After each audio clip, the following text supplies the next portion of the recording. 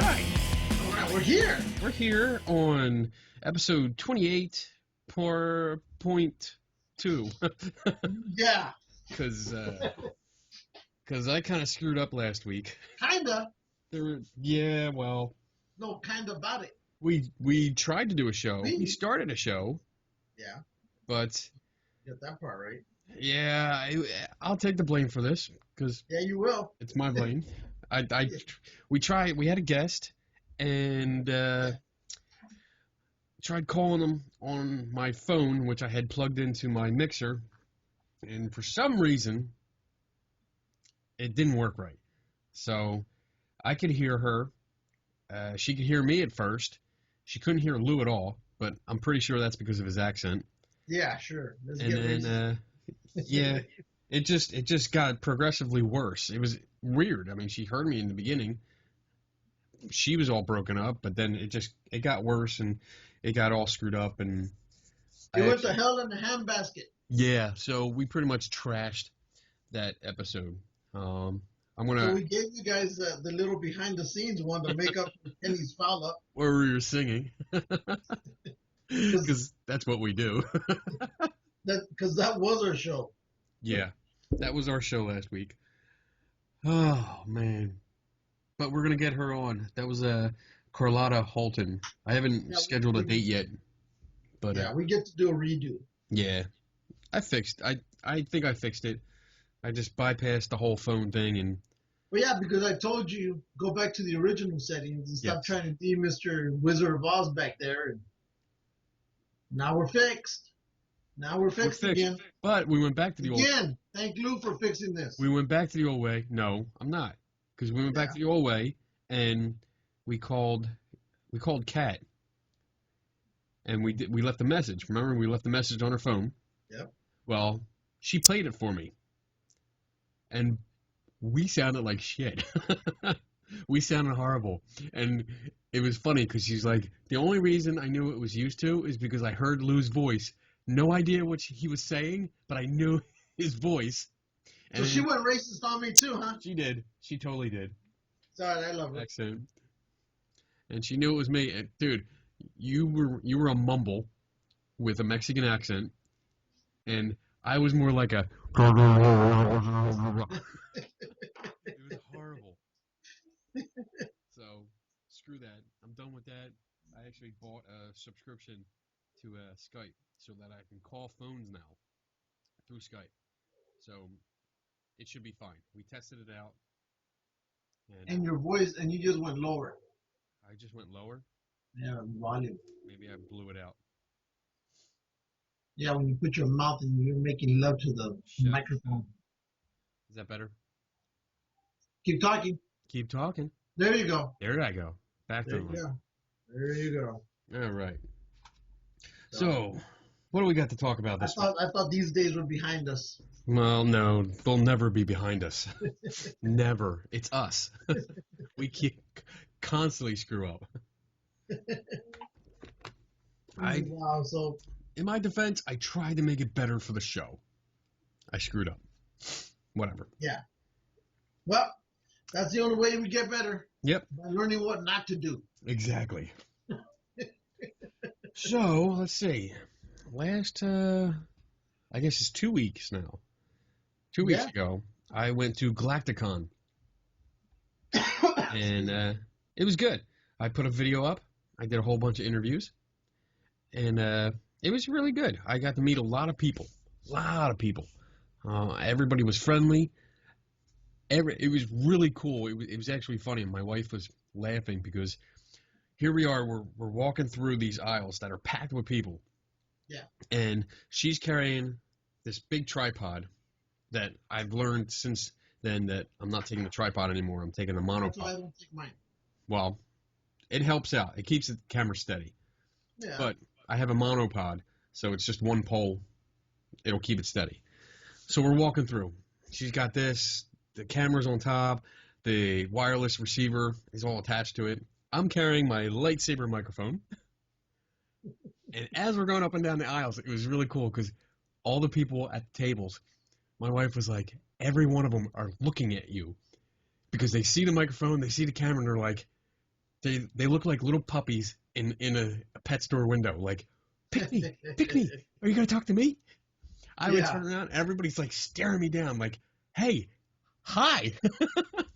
It was cool though. Everybody was really friendly again, and we met some writers, some comic writers, some comic artists. We met a board game designer that had a game that was kind of like Clue, except it was based in Vegas, Las Vegas. Yeah, you told me about this. Yeah, it seemed pretty cool. It was like you pretty much there were a few rules, but you could pretty much do anything you wanted in order to make money. So I'm gonna look for that. And then we met a couple other people. In that game, all I would do was be a pimp. You would be. Yeah. I mean, that's what you do anyway. So. Yeah. I pimp out Mexicans from the local Home Depot in Vegas. Who's racist now? I'm allowed to be. Oh, whatever. You're white. You can never be allowed to be racist. I know. Ain't that such a double standard? It is. Like, I was thinking about that the other day, because you know how everybody uses the N-word, but the minute it's okay, but let's not even get into that because that's a whole social thing. That's why not you gotta bring that up? Yeah, so we're getting away from it right now. Now we're gonna hear. Oh, we're gonna get complaints now. No, we won't, because it's over. No, racism. Sometimes it is a double standard. I love everybody, and we make fun of each other all the time, But I kind of like you, so And well, let's be honest. I hate you. You guys wouldn't joke around the way we do with me if I didn't joke around that way. Right. Because that way you guys figure out, well, if he's okay with it, then I'm going to see if he's okay if I do it. I think that's the way it usually works. Yeah. If the minority's okay with it, then fuck it. It depends on where we are. I'm the minority sometimes. Because I remember Bobby Tingle, unofficial sponsor number 1. He was really quiet about it at first, but as soon as he saw where we were at and all this shit I was saying in Kentucky, then ever since then he's become a racist little bastard, but I love him. It is funny seeing people react to when we start fighting. Oh yeah, everybody starts getting weird around us. It was like everybody gets quiet and they're like, well, what the hell's going on? Is it okay? Are they gonna shoot each other? I don't know. Maybe he's got a knife. That's racist. Wow.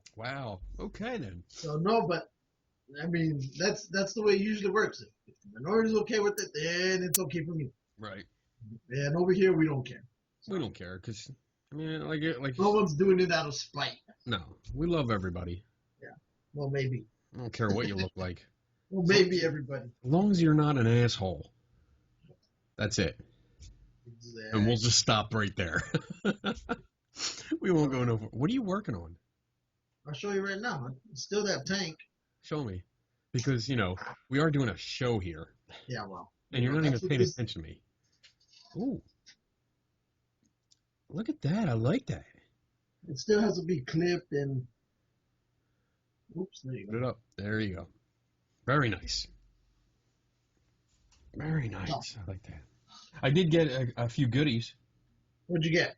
I talked to... crap. Who did I talk to? I don't know. Eric Cooper. I'm sorry. I thought you were going to say for a moment Eric Estrada. Eric Cooper, who does a comic series called Night Seeker. And he gave me this comic because I interviewed him. And he said I did a great job and he really loved it. So he autographed it and said, he said I could pick out anyone I wanted. So you should just pick him out. This way he could always be doing comic books in your room. And then, who did I talk to? I talked to a... magician. No. I believe Robert Garr. And he did this. I think you like that cover. You like that, don't you? Like I said, I'd never sleep. When she's around, I'm not sleeping. All right, just nice. Gonna happen. Okay. So it was a good time. I loved it. I can't wait till next year. I'm definitely gonna go back. Yeah. They weren't prepared. And I mentioned this in our Lost episode. But Yeah, that'll be part of the DVD, yes, set that we put for collection. sale. You order now, you get the Lost episode, There you go. which is literally the Lost episode. But yeah, they were not prepared for how many people showed up.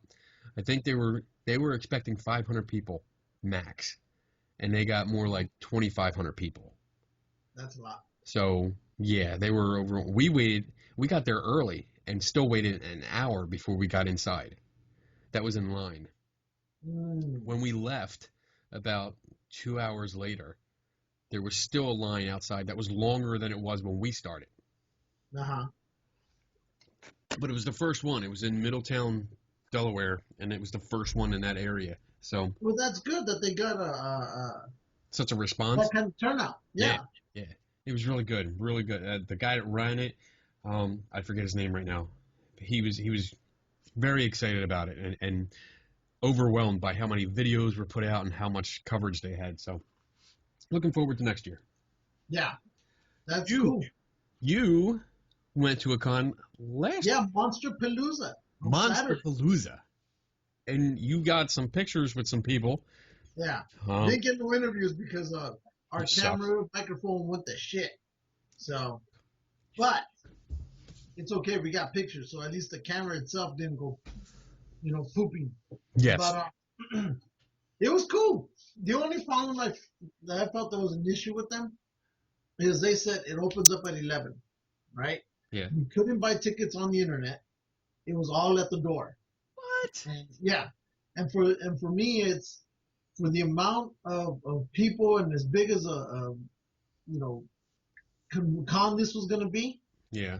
They should have had at least more than just one desk for this humongous line that wrapped around the hotel and part of the convention center. Yeah. One desk, and there was only 4 people working it. Wow. Right? And 2 of them were credit card, 1 was cash. And then the other one, I guess, was handling all the money or trying to help in here there. But they opened up at 11. When we got there around 10:50, I thought, okay, well, no, 10:55. And we would finally park the car. By the time we got back at 11:05, 11:10, I thought the line would be moving. Nobody was moving. We didn't start moving till maybe, I don't know, somewhere between 11:35 to 12 o'clock. And I was like, this needs to be fixed. It should have been bigger, or they should at least offer it to be on the internet where you can go in and say, here's my pass or whatever, done. So, so it wasn't big of a convention center, but there was a lot of vendors, a lot of like special effects and monster makeup artists, like, from Hollywood and Burbank area. Cool. So it was pretty cool. Made some contacts. As you can see, there were some pictures of a couple of guys who dressed up as zombies. They do that as they go to parties. You hire them, they show up. They go anywhere you pay for them to show up as. And they were pretty cool. The guy posted, one of the guys, I think, from it, posted on our page. Yeah, he posted on all his pictures, a link to, I guess, Zombies for Rent or whatever it was. I don't have it in front of me, so you probably will. I'm trying to get it up. But they're real cool. They were real good guys. I don't know what they charged, but they were a riot. I mean, they were hiding behind cars and scaring people as they came up, and so we went in there, and then there was this one girl that you see a picture of, and then she walked by me, beautiful girl, young lady, right? Gorgeous. I would have marked her down as my West Coast correspondent. But she had black eyes, right? And I thought a black-eyed kid, like the kind that you hear. Ooh, the children of black. Damn, I finally found one, right? So she passes me by on my right, and I was like, really, her eyes all black? And I was there dumbfounded for at least, I don't know, 3 to 6 seconds. And then something told me, turn around and get pictures of her. So I managed to still catch her, and as you can tell, beautiful smile. I mean, she was just perfect, great shots. Yeah. And her eyes is what just absolutely got me. And then I tried talking to her, and right about that time is when they said, "Hey, George Romero, the Godfather of Zombies, his room is now open." All of a sudden, everybody started to disappear. Her, Yeah, she was a cutie, There you go. and you could tell the upside down cross on her forehead and everything. Yeah. So and I think there's 3 pictures. There's a couple other ones where there's more headshot Oh, and stuff. Oh, that's not it. that's not it. Let's see. But anyway, so I didn't get time to talk to her anymore because I remember I told you that line for George Romero was going to be huge. So me and my cousin make our way down there, and there's like there's probably 12 people in line. There she is. There's 12 people in line. Oops. Yeah. There. Yep. Beautiful lips. Her lips just stand out. But My goodness. they do. You all right But there? but so I get over to the George Romero room, and that was creepy. That guy was creepy. And those dials on that skull move. Oh, that's cool. Yeah, they move. So anyway, I get over there. There's only 12 people, and his autographs are going from $50 all the way up to $120. Ooh. And usually I don't pay for those. You know, $30 is the max. But I had to do that because, you know, it's George Romero and he's in demand. So went out there and did the credit card deal. And I was the last one because a guy that you don't see wearing the black shirt, he was all pissed off because he was having a hard time trying to get a signal in there. So I said, I don't care. So we did that. And he was cool. George Romero was real cool to hang out and sit down. But once I got up there and I turned around, just like I told you, that line stretched out from out of the room into the hallway and out into the courtyard for him. So I managed to get his autograph. Yes. Awesome. Right? And then I managed to get one for you. Yes. Double. Boom. Twins. Yay. Twins. So these will be going out tomorrow, right? Yeah. So you can have that one. So that's my gift to you and stuff. Because I know you wouldn't mind having a George Romero. That's going to go right back here. Yeah. So, and the way he looks, he doesn't seem like he's going to be around much longer. Well, oh, that's horrible to say. Yeah, I know, but he didn't look, you know, at his best. And these two from the movie Aliens were posing for me. I didn't even know. And one of this other photographer next to me goes, take the pictures. And I go, but they're not ready. He goes, they're posing for you. Look at them. And once I clicked that they were, I just started snapping away shots. Yeah. At this. And I met the original girl who she's, you know, portraying. Yeah. And yeah, she's gotten older. She has now long hair all the way back to mid waist. And, you know, she has like a white streak going down the side. This guy's costume probably freaked me out the most out of all of them. Because that mask. He's wearing it looks like a skin mask, right? Yeah. But at first I thought it was just, at first I thought he had just outlined, you know, the edges of his face. Yeah. With red or so. And the closer he got, no, it was like an actual face that he done, and it looked freaky. So I said, I gotta take a picture of this. And then after I left this room, yeah, that picture is freaky by itself. But after I left this room, I then went to go meet somebody that you won't heard, Sarah Douglas. And in case you don't know who she is, from Superman 2. Superman 2. Wow. Oops, there, you get to see that part. But I also got a kiss from her. We have that. Oh, there she is. She's going for it. Shot. And boom. Exactly. And I'll say this, she has some soft lips. Oh. You know, wow. I was in love. I didn't care. You know. Nice. So she was real cool. And then I met her, but she didn't really have a price, and she was really iffy about people taking pictures of her without paying. So I said, you know, I'm gonna take a quick shot. This is what I call the ninja shot. Yeah, but she came out in a lot of movies that, you know, she basically shows a lot of boobage and cleavage in every single movie. You know, there she is. She could have been in the movie The Notebook, and she would have shown up in a leather tight showing boobies.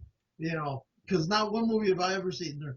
Then the other one I met was Margot Kidder. Margot Kidder, yes. Lois Lane, look, a happy couple. She's with the famous Bastardo Bendito. Bendito. But she was cool, but you could tell Father Time has caught up with her. Oh, yeah. I think that's probably one of my other favorite shots. Me on that damn wolf. Yeah, So, that was good. but come to find out that there's going to be a Son of Monsterpalooza in September. Oh, So that's going to be, I think they said September 13th and 14th, or the 24th and 25th. okay. It's same location. So I guess I'll be out there again. Okay. Nice. But I don't know who the guests are. I tried looking it up to see, if they had any guests lined up. Yeah. And not yet, but they have the date. So I guess I'll be out there again. And once they do, more stuff, we should be more, rolling in. Cool. But it was fun. It was a lot of fun. Met some new people, the zombie people. There was a camera guy. I think his name is Lewis, just like me. Cool. Yeah, he was cool. We traded cards. Traded Nice. the Geeks and those cards. Nice. He goes, "Here's my card." And I go, "Really? Here's mine." And so I was giving out the card to whoever I was taking pictures of, and this and that. There was one picture of a girl. She looked like the old cigarette girl, the cigarette box girl, and I don't know what my cousin did. Uh-oh. But he took a picture with his phone and then took a picture with my camera. For some reason, the picture, I heard him take the pictures, never came out. So I don't know what he did. Right. Then I go over, then I ask him for his on his phone, and we get the little blurry shot. So I was like, dang, nabbit. Have it. So, but I met those people there. I mean, there was a lot of people I was talking to. It was pretty cool. I mean, it was a good crowd. Everybody was really easy to talk to. It was crowded because so many people wanted to see the makeup and the special effects. Like that one girl that looks, the one with the horns on her. Yeah. We got in there somewhere between 11:30 and 12, right? When we got in there, she was in that position already. She'd already been in that position, I would say, at least an hour. When we left around 2:30, she was still in that same position. And, I was like, wow. But it was probably one of those makeup schools, and she was probably a student trying to get credit. Right. But it was cool. It was a real cool deal. Good. I am happy. This coming Saturday is Anaheim's WonderCon. It's like a prelude to Comic-Con in San Diego. Okay. The only problem is I didn't know that you have to register by a certain time frame or you miss out on the tickets. Okay. So I looked at it, and the 3-day pass is empty, and the Saturday pass is empty, which only leaves me with Sunday. So I don't know if I'm going to be able to make it because I got other plans, but that's, the price is cheaper on Sunday. Oh yeah, yeah, definitely. It's $16 instead of $30. I hear you. But I don't know. I don't know if I'll make it because the one coming up thereafter is the Star Wars convention. Ooh. That one that's the one where our friend will be showing up. Oh yeah, yes. Sherilyn Lambeth, right? Yep. Cosplayer, yes. So she will be there, and I'm gonna hook up with her. Unofficial sponsor number 2. Dun dun. Dun, dun. Oh, this weekend I'm going to another con called the Great Philadelphia Comic Con. Oh, do tell. Which is oddly enough not in Philadelphia. It's in Oaks, PA, Oaks, Pennsylvania. So it's about like 45 minutes, a little bit more than 45 minutes away. Not a big deal. It's a comfortable drive. Yeah. And they're going to have a few people. They're going to have a few Star Trek people. Ooh. George Takei is going to be there. Let me pull it up because pull it up because in case whoever one of our 2 or 3 listeners who actually watch our crazy show, they might be in the area. Yes. Let's see. It's going to be in Oaks, PA. Where? The Greater Philadelphia Expo Center, 100 Station Avenue, Oaks, Pennsylvania. George Takei is going to be there Saturday only. Nichelle Nichols. You need to bring it up and share the page. Oh, yes, sir. Hold on, let me bring this up. People want to see that. I know. Because some people may not know who Nichols is. Okay, there you go. Nichelle Nichols is Lieutenant Uhura from the original Star Trek. Oh, Let's see. There's a bunch of Power Rangers going to be there too. yeah, nobody cares about them. Yeah, I know. I agree. Man, I'm not a big Power Rangers fan at all. No, I only want to talk to the one that went to jail. This is cool. This is who I want to see. Clive Revel. The original Emperor from Empire Strikes Back. That, it's Star Wars, dude. I hope he shows up just like that. You think he'll show up just like in that picture? No. But it would be cool to see him. George Takei there.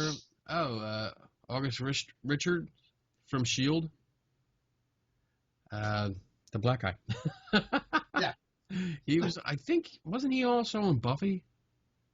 I don't know. I don't know. He looks, I don't know if that's the right guy. I might be, Jonathan Frakes. Number one. Yeah, I remember him. Yeah, he's going to be there.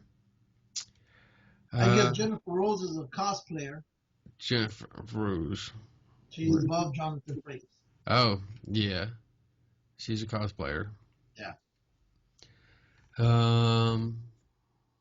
Let's see. Who else? There's Michelle Nichols. Who else? What's his name? I don't know how to say his name. Walter. Hey, stop going so fast. You want to let people see what you're looking at. I'm going to go back. Damn it. Chekhov. That's all I know him as. Chekhov. He's going to be there. All right, let's see. There's another wrestler. Yeah, Walter E. Jones was over here just 3 weeks ago. Yeah. He's making the rounds. Yeah, I guess. He's trying to live up because I guess they're trying to promote that Power Rangers deal. Oh, Seth Gilliam from The Walking Dead. The priest. Oh, no. Forget him, man. Oh, stop. He's a nice guy. Man, I hate him. I hate his character, but he seems to be a nice guy. I don't care. This guy, the smoke right in the middle here. Yeah. He is the guy I've been trying to get in touch with because he's a professional cosplayer. He was like a wrestler. He's an actor, producer, but he's a professional cosplayer that lives near here, near me. Oh. He lives somewhere in the city. But I've been trying to get a hold of him, but I think all my like Facebook messages are going into that other folder. You know, that mysterious other folder you have on Facebook. So he's not getting them. Shoot that dog. I know it's barking. No, it's not. Shut up. Oh. So I'm going to try and talk to him so I can get him on because he's got, look, I don't know if it'll show you. Look at all these crazy costumes. RoboCop, Judge Dredd. Name them. Got a Batman. No. Go for it. I don't know them all. Try. Let's see. Predator. I don't know what this is supposed to be. This is that. That's the Toxic Avenger. Yeah, he's holding the answer. He's holding it. That's what I'm looking at. I'm like, oh wait, I know this guy. I don't know what this one is. Appleseed. Really? Yep. Okay. RoboCop. That's an awesome cartoon. I don't know what this is. This is from Mortal Kombat. Which one? Don't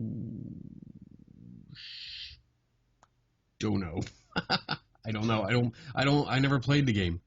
Okay. This I don't know. I think it's supposed to be a Frankenstein. I don't know this one either. Judge Dredd. Isn't this a DJ? No.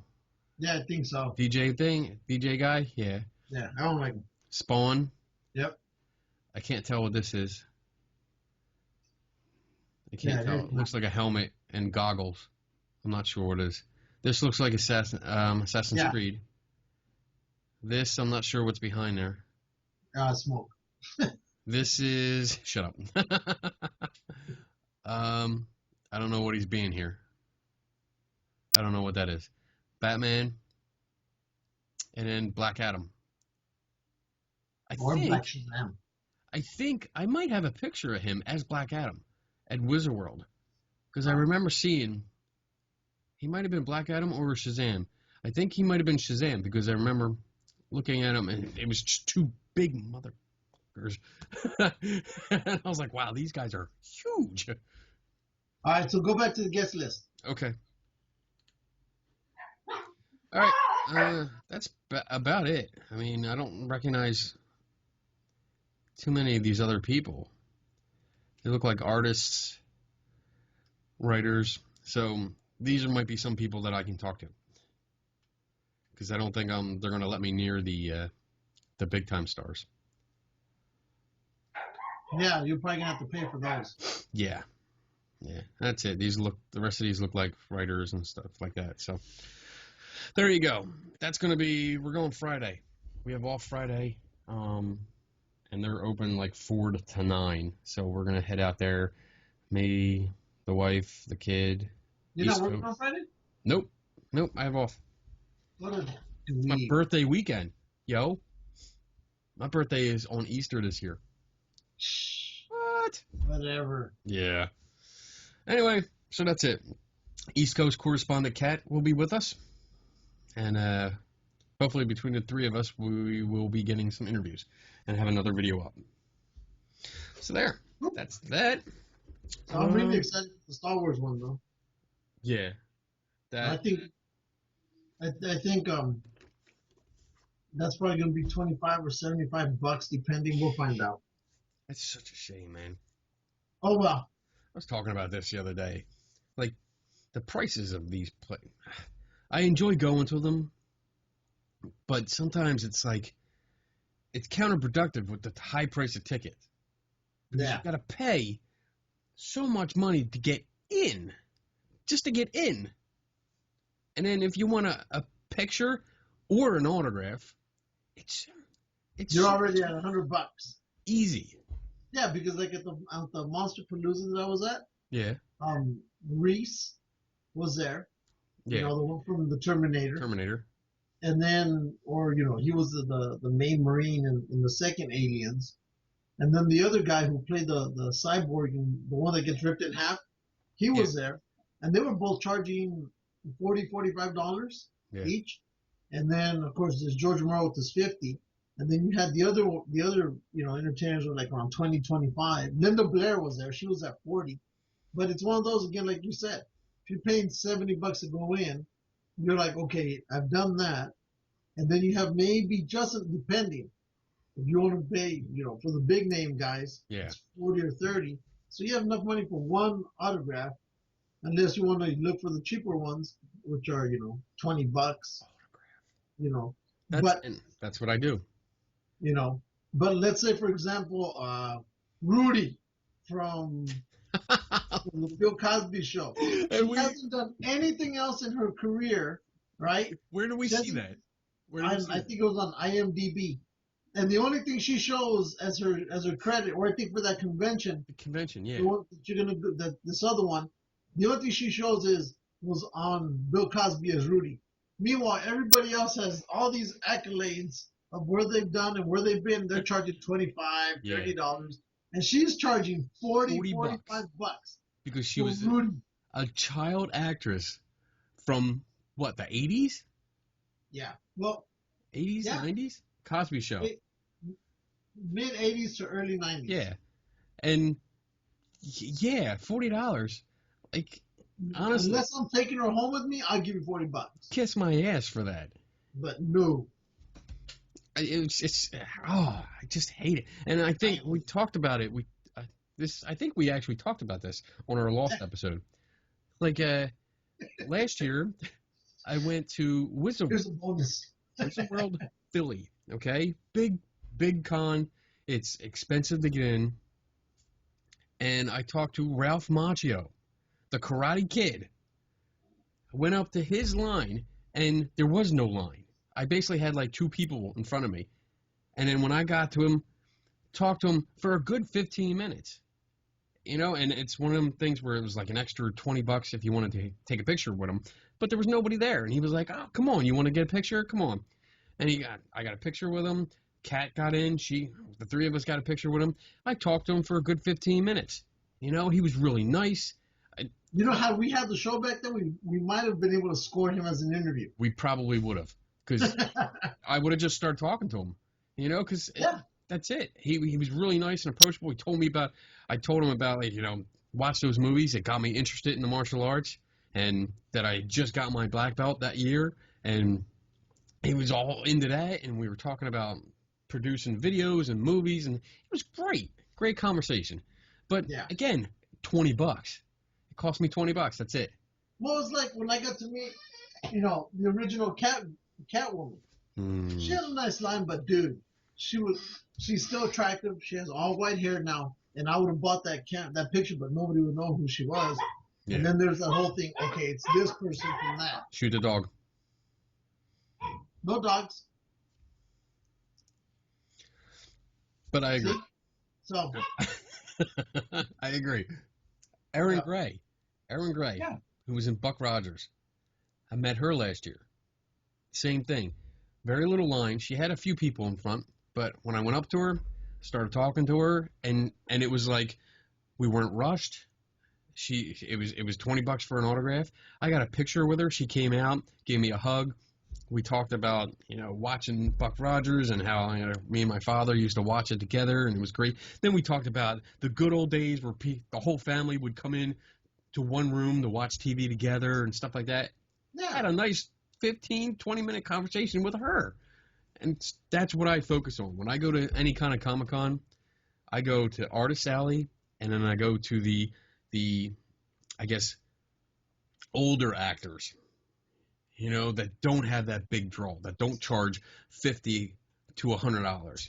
Yeah, because people are going to the ones that they, grew up or the more recognizable one. Yeah. But much better. They forget that these are the ones that got everybody involved. Yeah. And so, didn't you get to meet the original, the guy who played Twinkie also? Twinkie. Yeah. Twinkie. From Buck Rogers? He wasn't a Twinkie. He was Twinkie. Yeah. I called him, all these years I've called him Twinkie, and it's going to stay Twinkie. I met him, and that was funny.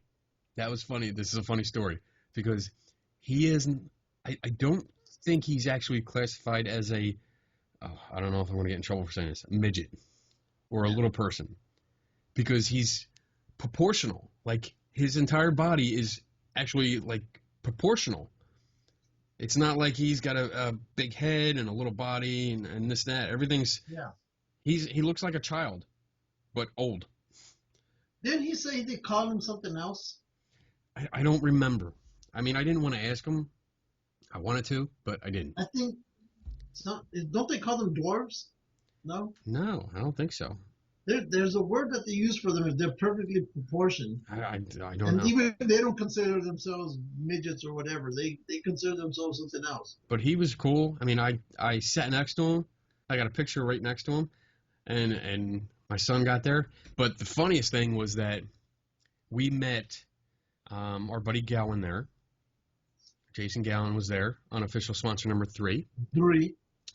And also met Robin there. McKinney. Unofficial sponsor number 4. But she has a deathly fear of black people. And this was like, which I find weird, but she couldn't even look at him at first without like feeling nauseous, feeling sick and shaky and stuff like that. But we actually convinced her to not only look at him, not only talk to him, but got a picture with him sitting next to him. And you could see like all color drained out of her face. I thought she was going to pass out. I really did. And that's why I love Robin. I was taking lots of pictures because I was waiting for her to fall over. No, but I love Robin. I mean, I know she's the only person I've ever known that has that type of, I guess, phobia. Yeah. Everybody has a different phobia, and I guess hers is that. I don't have a phobia. You probably haven't found one yet. But it was fun. It was a good time. Oh no, I remember that. That was pretty cool. That was good. Yeah. No, and then, like, for example, with the cast of, Land of the Lost, and I told you, they'll sit down and talk to you forever, And sometimes that's good that they don't have a huge line, because you get to be on a more one-on-one personal basis. And, like, for example, after I met them, every day we were there, hey, they love my kids. We hanged out. We were eating off of, their lunch. We were sharing fries and whatnot. And, dude, that's cool. It was great. It was just awesome. So just a hint. If you see those yesteryear stars and there's no line in front, you're probably going to get a better reception with them than you would with the guy that you're going to be there for maybe 2 minutes. That's right. So it's always better. So sometimes you just want to show up to these people. You'll probably be there 10, 15, 20 minutes, but you get more out of them. And Right. you'll find out they're more They're friendly and genuine, you know, and yeah. they want to talk to you. Exactly. But if you go to, let's say, for example, let's just say one of the guys from Walking Dead, and he has a line of 300 people, Yeah. it's all going to be, hi, I saw you, I love your show, oh, that's great. He signs it, here you go, anything you want me to put on there, here to take a picture, okay, next. Yep. And wham, bam, thank you, ma'am. That's what those turn into, you know. Not even, I wouldn't even give you 5 minutes with that. I'd probably say 3 minutes and you're done. I remember who did I go see? I went and saw the guy from The Princess Bride. No, that's not a movie I care. Shut your mouth. That's a classic. You stop. You apologize for that. Nope. The Princess Bride is a freaking awesome movie. Awesome. Andre the Giant. No, I hate you. Anyway, went in there. He actually talked to us for a couple minutes, but it was more like everybody else. The staff was like, "All right, get in, get out, get in, get out." Kat went to see Chris Hemsworth when Thor came out, the first Thor. Yeah. And I remember her telling me it was literally like they pushed her in front, he signed it, get out, next. You know, and that was like very expensive. Yeah. Because, and here's a good example of everything we're combining. George Romero was the best one. Got in, there wasn't that many people there. So he was actually, hey, how you doing? We're talking, this and that. Yeah, granted, it wasn't, 15, 10 minutes, but it was a lot more than what I expected. Right. And, we talked a little bit about his movies and I even told him I wish he'd do some more. And, we had that interaction. He goes, hey, you want to even hang out? You want to take a picture? Let's take, even then we took a couple shots. But as soon as I was done, maybe 2-3 people after me, it was, it was, so that's a perfect example of, get there when there's nobody else around, or you're gonna get, I got George Romero hanging out. Let's talk to, hey, got a sign, gotta go. Yeah.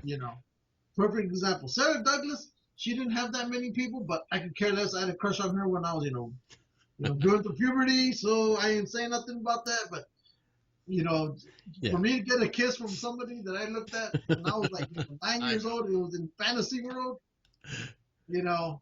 Sorry. Keep thinking about that. Like, oh, hell yeah. Think of her in the outfit. Think of her in the outfit. Yeah. I don't care if she gave me a kiss. I don't care if somebody told me, but she's kind of old. And I go, I don't care if it's old Sarah Douglas. All I can say is I got kissed by Sarah Douglas. There you go. Just like I've told you in the past. If I had a chance to nail Liz Taylor when she was in the wheelchair, I would have nailed her. And I don't care because people would have been, I could have said, hey, I did Liz Taylor. It could be wheelchair Liz Taylor, or it could be Liz Taylor from 1971. But I did Liz Taylor. Oh, ain't no shame. So, oh boy. Ain't no shame. No, not at all. You have none whatsoever. I mean, there's some limits, No, there's not. If Lady Bird Johnson or Barbara Bush come along, whoa. Oh my God, I would hope so. I would stop you. I'd stop right there. I would stop you. Yeah, I hope real zombies came out and killed me. I'd tackle you and say, no, get away.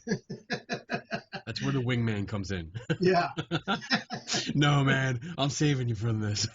I ain't covering for you on this one. So. Oh, shit. But, there's some things that I want to mention about comic books. Yeah. We all know that Apocalypse is supposed to be coming out in one of the upcoming movies. Right? Okay. So, if you're into comic books and there's a comic book you want to get, you want to look for, and I have this one, but it came out, I think, in the late 80s. When X-Men was around, there was a spin-off called X Factor. And I think they're still around, but I'm not a fan of X Factor, the whole X series. I'm not really my thing. They're interesting, but, not my thing. Right. Anyway, X Factor came out. And in issue number 6, right, is the first appearance of Apocalypse. Okay? You can still find that comic book at the comic book stores, and they'll go for $4, $5, $7, $10. Here's the kicker. It seems that in a lot of comic book books, when a famous villain or some hero shows up for the first time ever, that's the comic book you want to get, because that's the one that they'll say, oh, this is the first printing that he ever came out in. Right. So again, X Factor number 6, you can pick it up for $4 or $5 maybe in some of the places, maybe 12. But I've seen it being sold for around $500, $250, because I think Apocalypse is coming out in the next Guardians.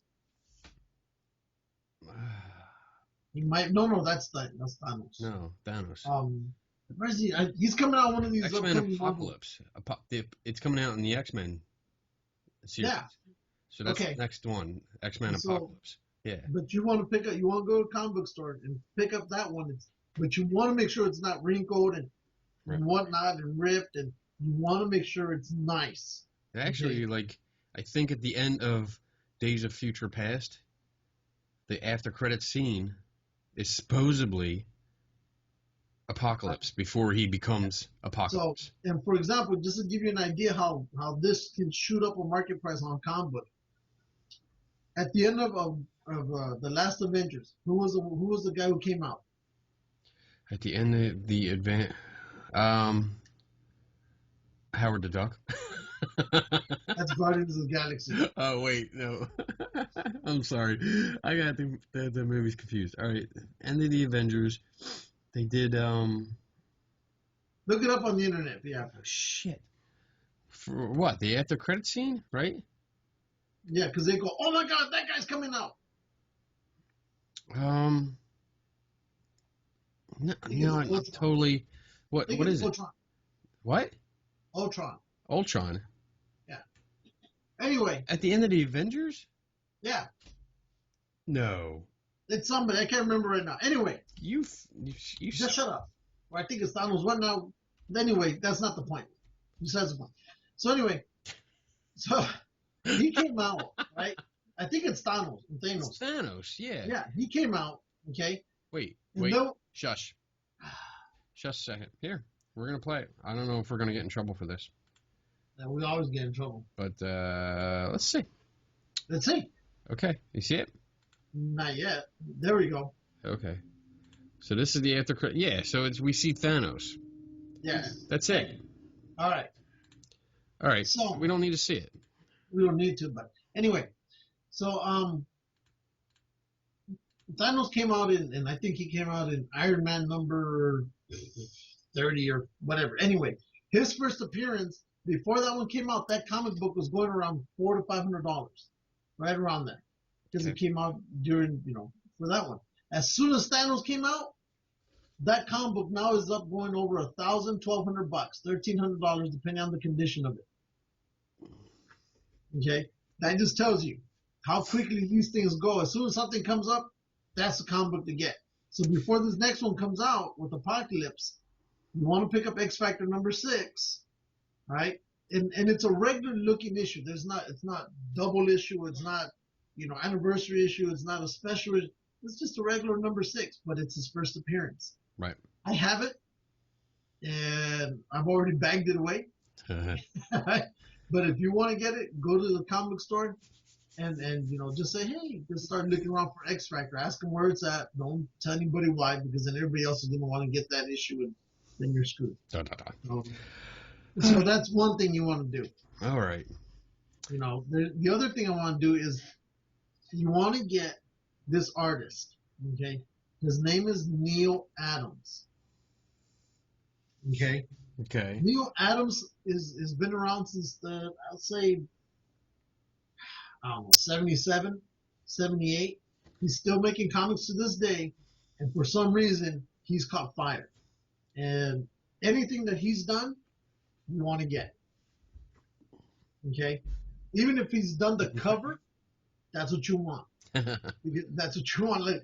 Look at Todd McFarlane stuff. When he came out, all he did was, even if he did the cover, that was enough to make people buy that comic book. Yep. Okay, but Neil Adams, you want to get him, and if you can get this one, get your hands on issue number 251 of Batman. Okay. Okay. And on that one, that's his. I think that's Neil Adams' first time he ever came out, and it's going for a little price, but but if you can find it in good condition, the last time that one sold was sold at $5,000. Nice. So if you can find it, because a lot of people aren't really going to be paying attention for it. Again, it's Neil Adams, and it's Batman number 251. It has a Joker on the cover, and he's like this, and there's a Batman on the actual deck of cards. Nice. So, all right. So right. That's part of the comic part. I'll look for it this weekend. All right. By the time this episode airs, you'll have a head start. I'll have it. You'll have a head start. But if you want to go to another place where you can see, covers by them, go to Manhattan Comics. Okay. Unofficial sponsor number 5. And I ordered my stuff through there because they do a lot of special covers and whatnot, and I could go to the local one as well. But what's good about Manhattan Comics is on their search engine, you don't have to just type in, let's say you're looking for Batman. You can also look by the artist. And if you put in the artist in there, it'll bring you up all the covers that he's done. Cool. If it's available or not available. So that's another option. So from us to you. Okay. Thank you. Wow, that was good. Yes. A little comic advice there. That's right. Oh, I read a story that Burt Ward and Adam West. Oh, yes. I haven't had time to read it, so tell us about it. They are apparently suiting up once again, as Batman and Robin. Really? Yes. They're going to do a whole TV show? They're going to fight the elderly or what? They are going to do a animated movie. They're going to voice Batman and Robin. It's for the 50th anniversary of the iconic Batman 66 TV show. It's been 50 freaking years since the original Batman, that cheesy Batman TV show that we love. Yeah. With all the every time you hit, bam, poof, bam. You ever notice that when you go back to those old TV shows, like, oh my God, they're playing it, I can't wait to watch it. And then as you watch 10 minutes into it, you're like, oh my God, I can't believe I watched this shit. What the hell was I thinking? Yeah, but back then, that was, I guess, state of the art. We didn't know any better. Mm-hmm.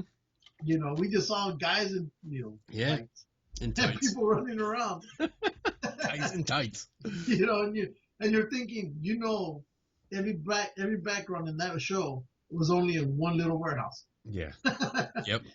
But, and the Batmobile at the time had it was like a 1-gallon tank of gas. That was it. It was just enough to drive up and down the road. That was it. That original Batman was actually an Impala? Yes. Yes. Who did who was it? American Pickers. They actually went to the shop of the guy that designed it. Really? Yes, and he had a bunch of cars, and the Batmobile was one of them. That's going to be at Wizard World. Because I know I sat in it. I sat in the original. You sat in it, all right. When it was up here at the Peterson Museum. Yeah. Here close to Beverly Hills. I think I was only maybe 5-6 years old, but I remember my mom took me to this auto museum, and it was right there. And the owner, if I can remember, I think it was the owner, said, "You want to sit in there?" And I go, "Sure." Yeah. Little kid, and put me in there. And Batmobile. Batmobile, So, but that was pretty cool.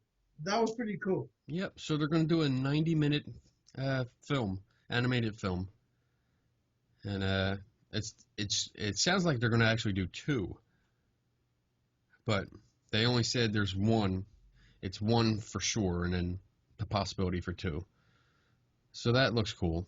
Oh, they're going to have a line of action figures too. Because that's what we need, more action figures from Batman. Yeah, did you see that toaster I put on our yes, Facebook? The Darth Vader one?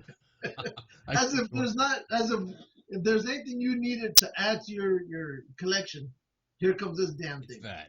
I want that. I'm gonna have it. Because they, you know what? I think they tried it a year ago. They tried to put that out,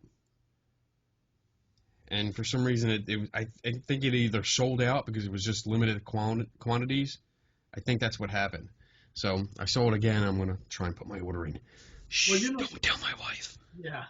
So, but you know, the closer we get to the release of the new Star Wars movie, Yeah, anything Star Wars is going to be on the market. it's gonna be crazy. People can buy it. Here's the problem, and I made a post about that once, is I hope they don't overflood the market with Star Wars stuff that it absolutely just, everything you start becomes, Kills. you know, Yeah, Spencer's, you know, shit from Spencer's. you know that's what they're gonna do it anyway. Yeah, but that's why, you know, when you start going out there to look for your Star Wars stuff, make sure it's not Spencer crap. You know what I mean? The cheesy shit that looks kind of cool, but once you get it home, you're like, where the hell am I going to put it? Yeah. So, because it doesn't match with anything. Doesn't even match with other Star Wars shit. So, Make sure you get quality shit when you buy your Star Wars shit. Okay? Yeah, get something like the ones like the probe droid I got in the art. Stuff like that. Stuff like that. Yeah, you're going to pay extra for it, but it's worth it. Yeah. You know. I agree. Because they're talking about, we're going to make a Star Wars, I think they're talking about making a Star Wars TV show, and then they're talking about spin-offs of Boba Fett and there's a spin-offs. a Han Solo film that they're planning. There's another one for Rogue Squadron. What's his name? Luke Skywalker's buddy? Biggs? Yeah. Yeah. They're talking about doing one for him. Someone even got to a point of, what's it, like Pork Grind or whatever the hell his name is? Porkins. Porkins. Who fucking cares? Stay on target. Stay on target. See, I think that would be a comedy in itself if they ever did that. I would watch it. I would submit Gowan to go, you know what, you need to be Pork Rinds. Oh. Dude, we should just do a spoof. And he could be Pork Rinds. But it's something we got to be there for. We're going to have to talk about this. Yeah. I think that'll be fun. Yeah. So, but I would watch that. But again, it comes out to, now they're talking about films for every character.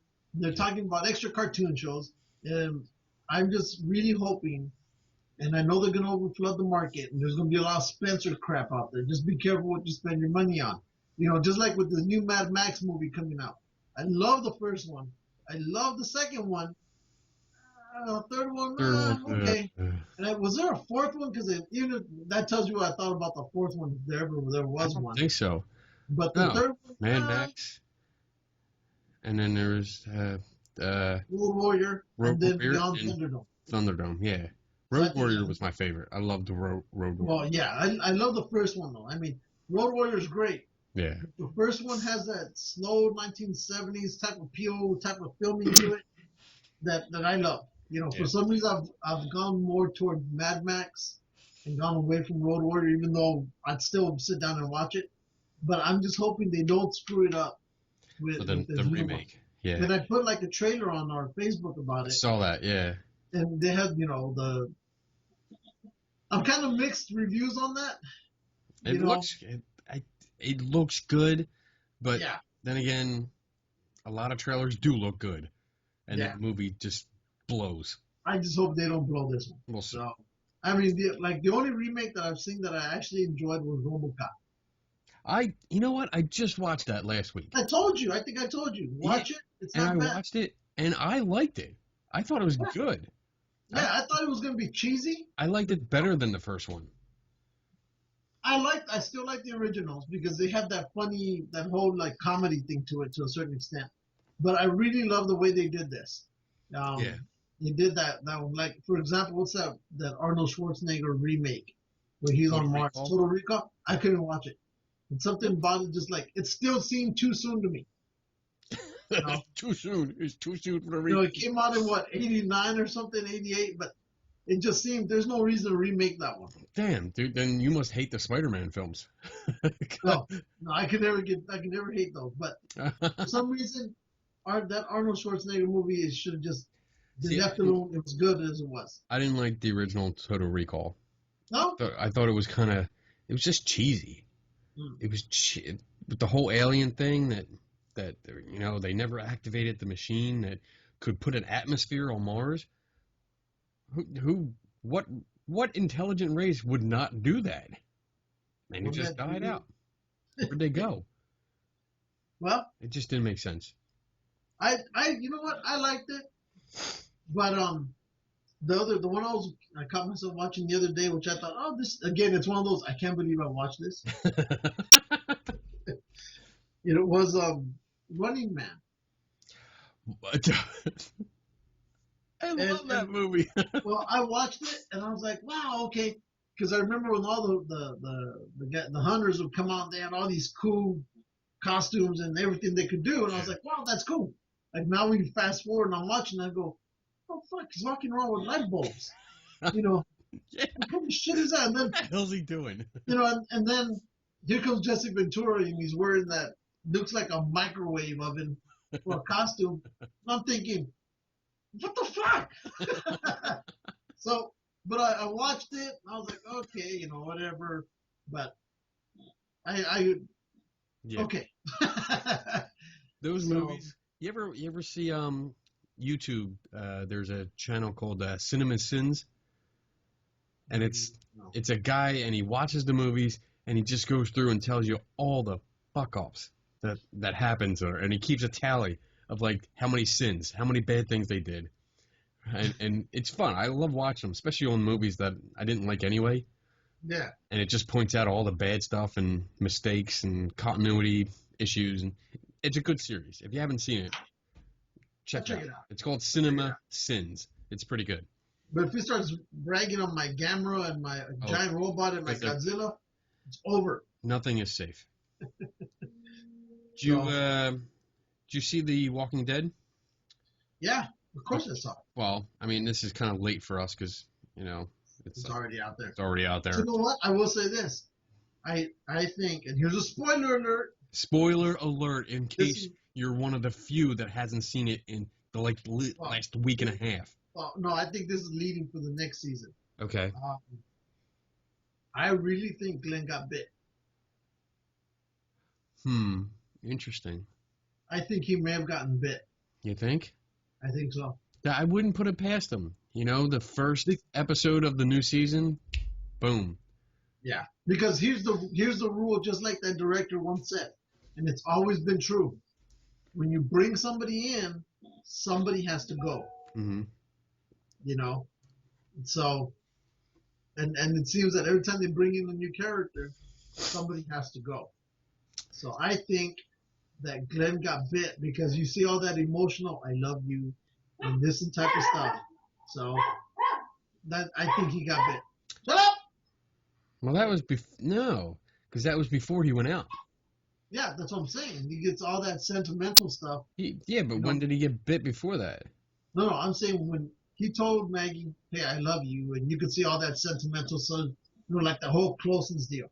Yeah. Then he goes over the wall to chase that douchebag. That dillweed. And then porch stick. I think right there when he got covered by walkers, he got bit somewhere there. Hey, yeah. Then of course he shows up later and he beats the crap out of this guy again. And I think it's one of those issues where when you start thinking about others, you're gonna die. Yeah. And instead of just killing this dude off, he saves him again. I know. I understand that though. Because the dude shot him.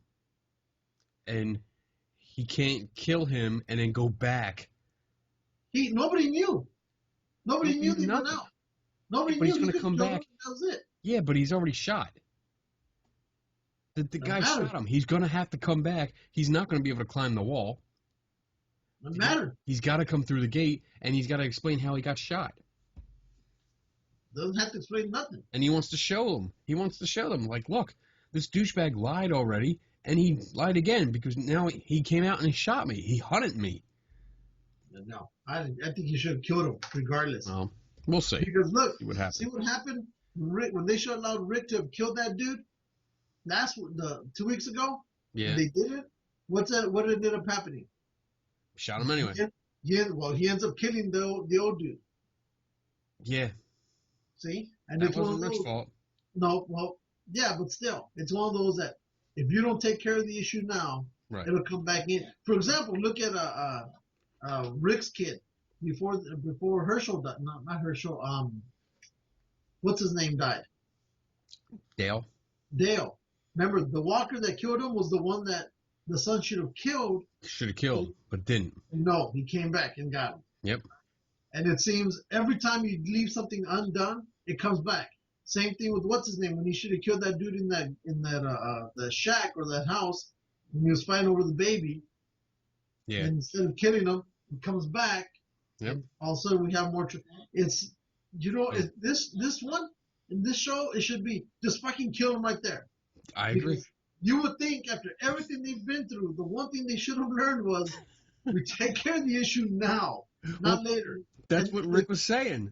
Yeah, but they don't, and they keep coming back every single time. Here comes, we'll try to show some humanity that doesn't exist in this world anymore. No, it's gone. It's almost like in what was that movie Zombie Nation or whatever it was with Woody Harrelson? Zombieland. Yeah. Remember how they said always double tap? Yep. Well, this is what they should be doing. They should be double tapping every single damn time. Double tap the bitches. You know? But I'm really excited for that Fear the Walking Dead. I saw that. That looks interesting. Well, the reason I like it is because one of the actors in there, right? Yeah. He's been in a bunch of movies, and I've always loved his acting. He and this is going to sound racist. But he looks almost exactly like the guy from Harold and Kumar. Right? Not the Asian dude, the Indian dude. Why is that racist? Because someone's going to say they all look alike. And I swear these two look almost fucking alike. Except the only difference is one seems to be, a little bit shorter and a little bit thicker. I didn't see any characters. Well, no, because when they showed it in the background, you see him. Oh. And I could tell who he was automatically just by that profile. So, but he's a good actor. He's a really good actor. I've always liked his movies. I wouldn't be surprised if it was fucking Kumar. Okay. Yeah, we're being chased by zombies, but let's go to White Castle. Let's go to White Castle. But I like it because the timeline is like this. Wait. It's a prequel. Yeah, a prequel. So we'll get to see the outbreak and what happens. But what's good is I think the way they're doing it is you're having so many little episodes that not one of them can be tied to the other to say this is what's going on. Right. It's such they'll be like for example, there's that guy I guess that zombie in that tunnel, the river tunnel that we have here. Okay, that's an isolated incident. That's one. And then you can go to another part of Los Angeles and you're not going to combine one with the other, just completely different. So should be interesting. I'm looking forward to it. But I don't know when they're saying. They said summer. I'm assuming June or July. It's well, I didn't get a start date. I didn't see any. Yeah, I haven't seen any date. Doesn't matter. It'll be 6 weeks. It's going to be crazy because I think once that one starts, it's going to lead into, or at least there'll be a little break between that one and the Walking Dead. Because Walking Dead doesn't start till October now, right? Yeah, Halloween. This is shit, bastards. I have. I actually saw two. Well, I saw a list pop up, and it was the top 25 sci-fi movies of all time. I'm not going to go through 25. Let's go. Shoot them. Top 10.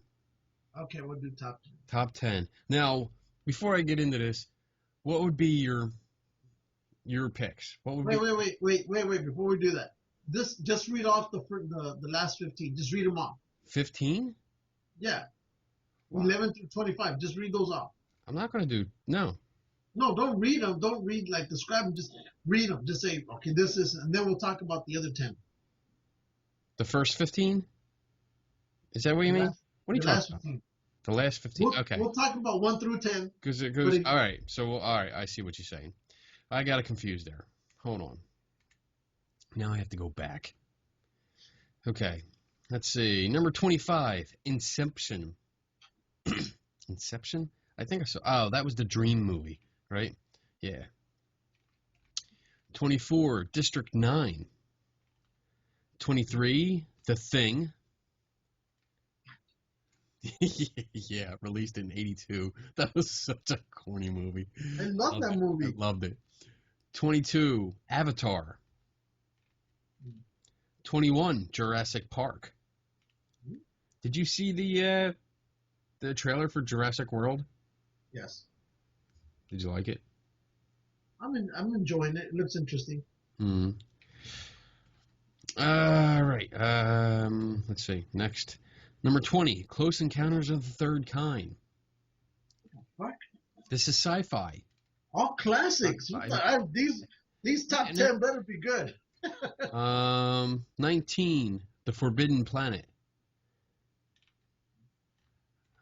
18, Brazil. I don't know what that is. I have no idea what that is. 17, Back to the Future. What do you get that look for? 10 better be good. 16, Metropolis. Ooh, released in 1927. Yeah, that's fucking classic. Classic movie, yes. And I bet you some young punk who's probably half our age. Number 15, Invasion of the Body Snatchers. What? 1956. Okay, I know there was a 1970 release of it as well. No. Number 14. Am I doing? Yeah. Star Trek II, The Wrath of Khan. What? That was the good one. Yeah, I thought that'd be in the top 10. Oh. 13, A Clockwork Orange. I saw that. That was a fucked up movie. Can't recall it. Number 12, E.T. Number 11, Aliens. It's not bad. These top 10 better be. Okay. These top 10 better be. All right, you ready? All right. I'm going to let you guess each time. All right, number 10. Take a guess. Well, you got to tell me at least if it's in the top 10. You don't have to say it's in there. Well, which one it is. Just tell me, yeah, it's in the top 10, but it's not that one. Well, whatever. Because just take a guess. Okay. Give me a guess. Give me a guess. Your favorite movie that should be in this top 10. Escape from New York wouldn't be considered sci-fi, huh? No. Okay. Well, we already know Star Wars is going to be in there.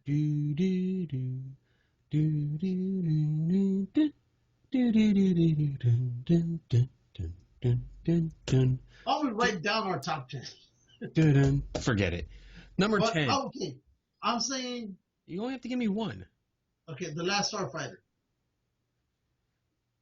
All right, number 10. Terminator 2, Judgment Day. That was a good one. I think you could have flipped that one around with one of the other ones. Number 9, The Road Warrior. Okay. All right. I don't know if that's sci-fi, though. It's science fiction. Well, then fucking Escape from New York should be considered the same thing. Yeah, I guess so. If you're going to put that one in there, you have to put inside, Escape from New York. Number 8, The Day the Earth Stood Still, 1951.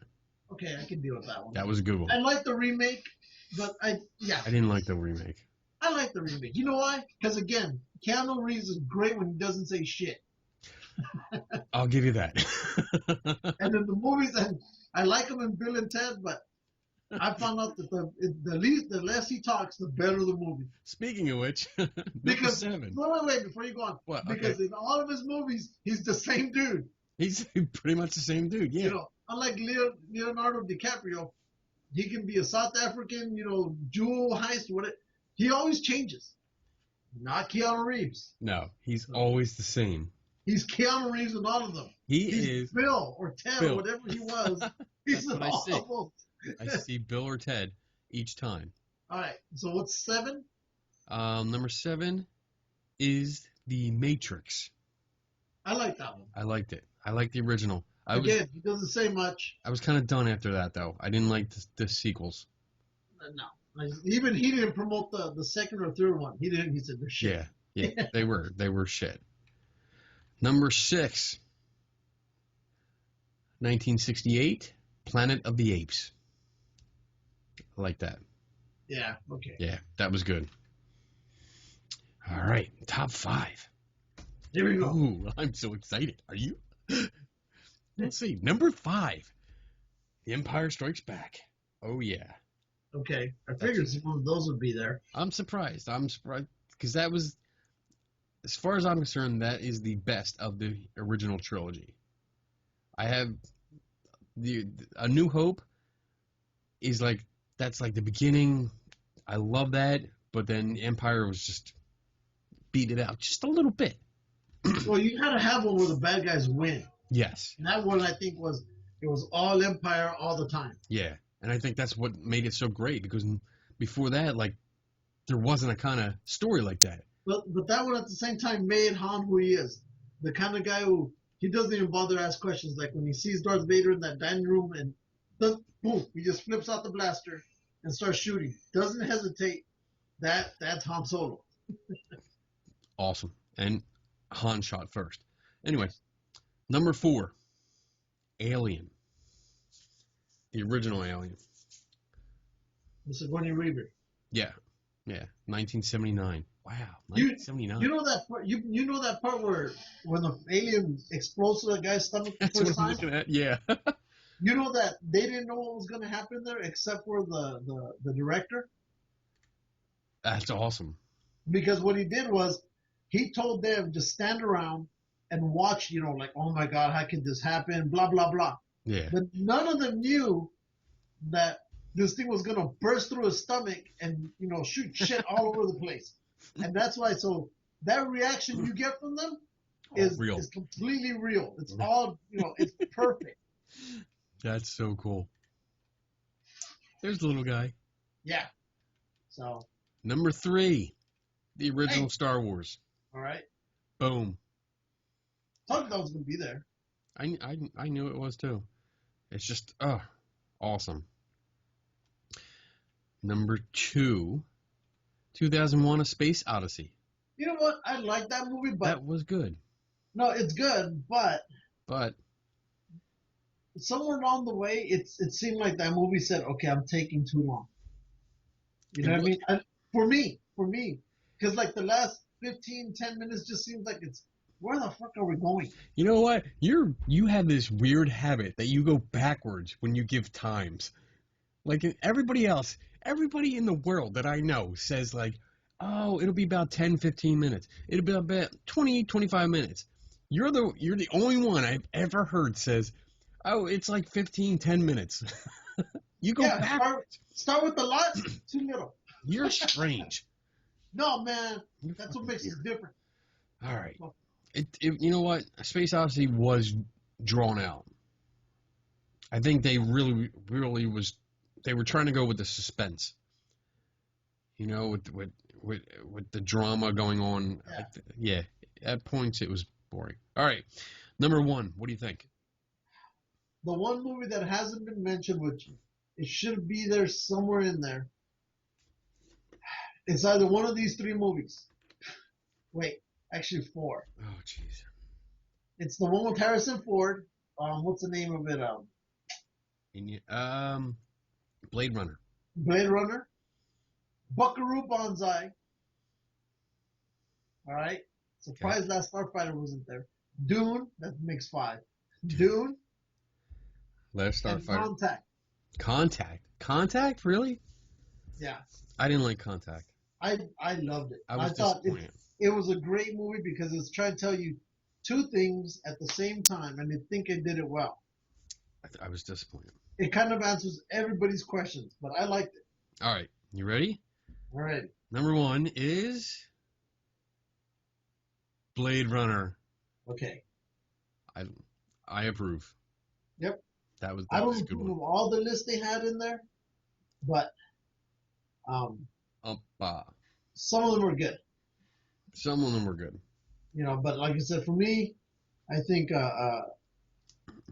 Last Starfighter should have been in there. I agree.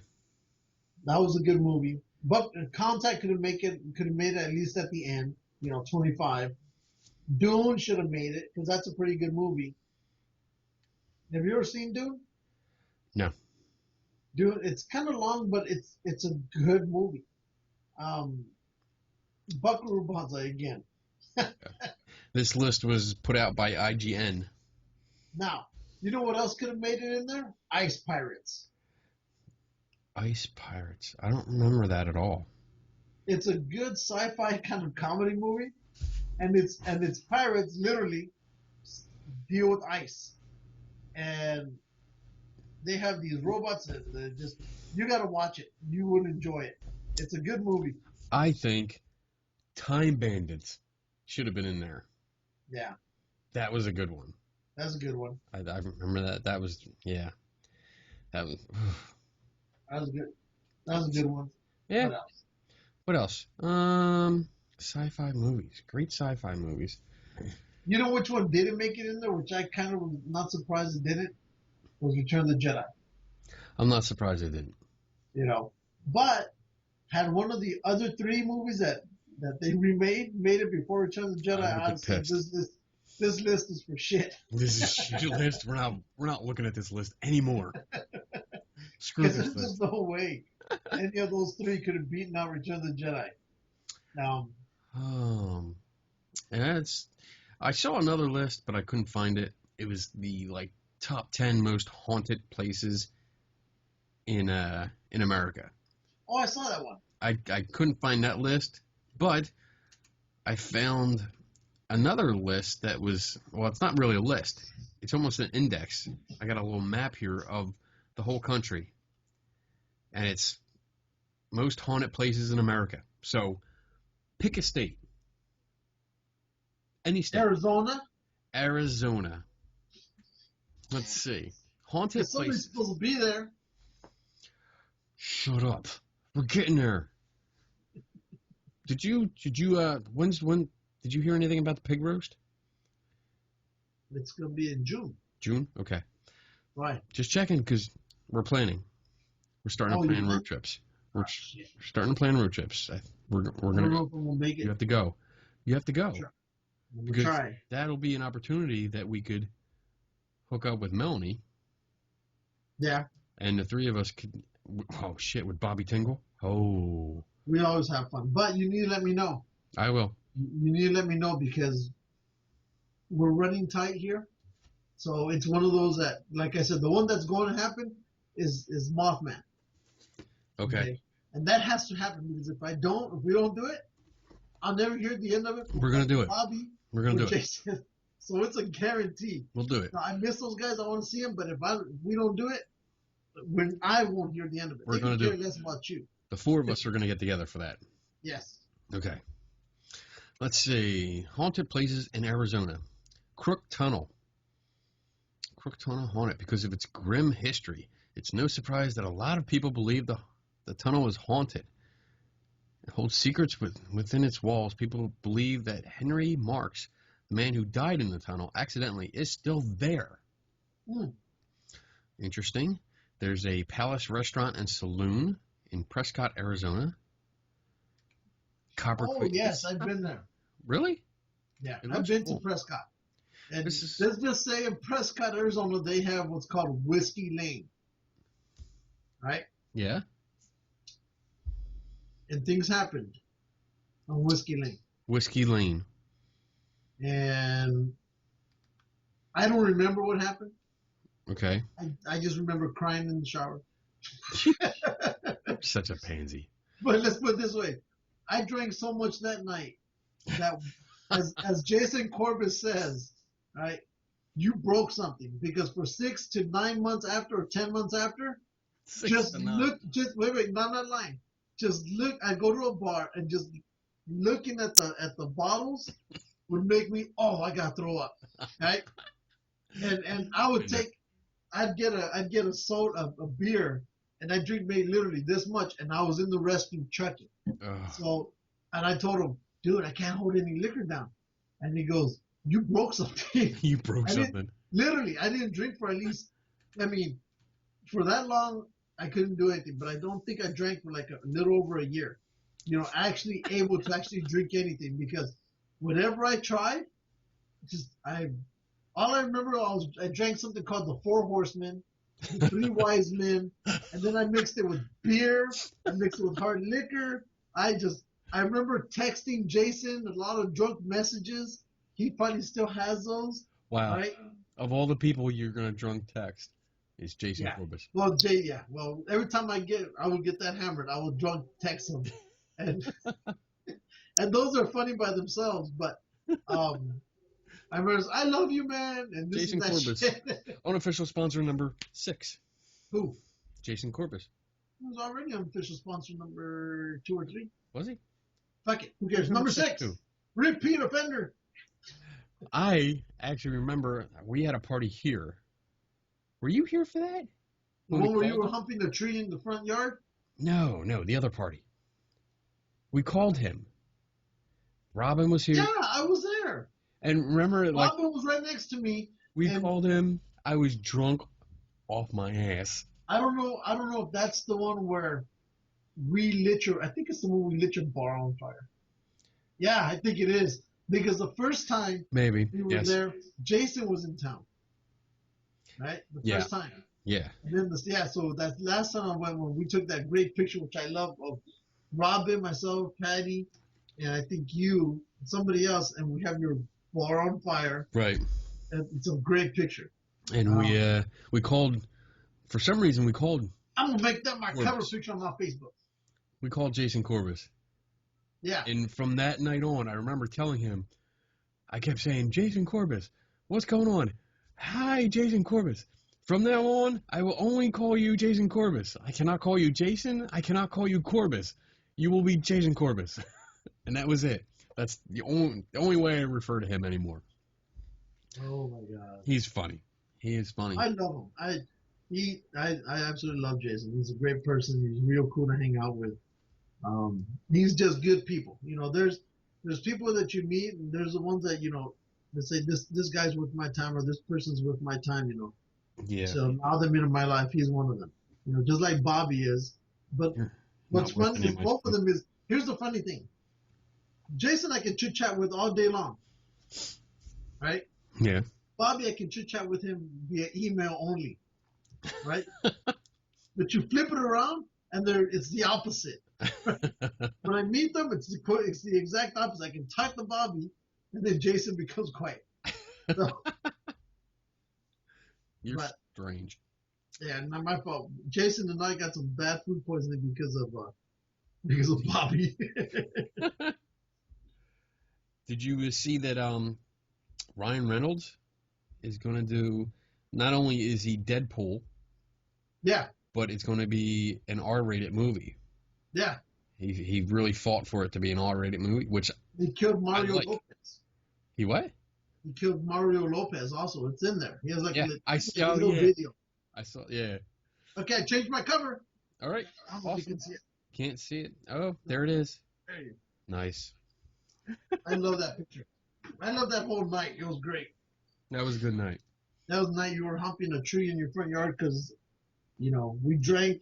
I don't know what the hell we drank. The poison death.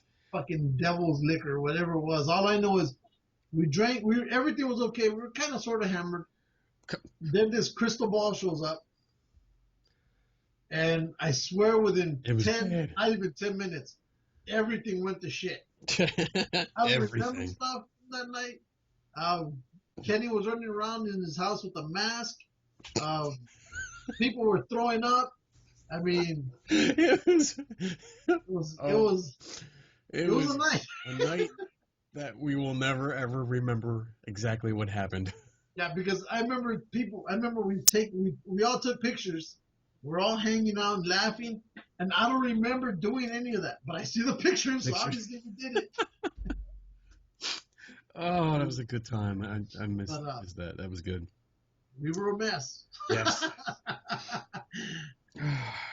Kevin Smith. Kevin Smith. Have you ever watched his movies? Clerks. Mallrats. Oh, I think I know who he is. Oh my God. Jay and Silent Bob. How could you not know Jay and Silent Bob? I know who they are, but I can't. His picture is not coming in. Oh my goodness. Hold on a second. Ah, shit. Yeah, that's right. That's right. It's coming. It's coming. I'm almost there. Almost there. Coming back. All right. Here we go. Oh, you toys. Jay. Silent Bob. Okay, so he's the skinny one. No, Kevin Smith is the big one. Oh, wow. Okay, I know who he is. These. Clerks was filmed in black and white. The first one. Awesome movie. So these were special edition black and white figures. But he's making a third Clerks movie. And then a second Mallrats. Mallrats was awesome. I can't believe you haven't seen that. You suck. You're going to have to watch it. Whatever. When you come out here, we're going to have a marathon. Fucking shit. Kevin Smith marathon. You will learn all about Jay and Silent Bob, bitch. I saw the one with Star Wars. I'm not talking to you anymore. Ah, right. I have a mystery topic. Uh-oh. What's your mystery topic? I want to get your opinion on. All right. And actually, I got this idea from our friend Anna Hill. She had made a post about it. Actually, wrote a whole article about it, which I loved. Look at you thinking oh, well, what articles did she write?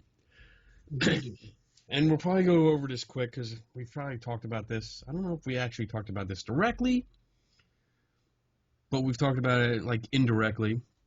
But I want your opinion on it because it's been coming up a lot lately in the paranormal community again. Okay. And we did a pretty predominantly comic book related show tonight. So throw in some ghost stuff. Paranormal Unity. What's your take on that? Think it's shit. Why?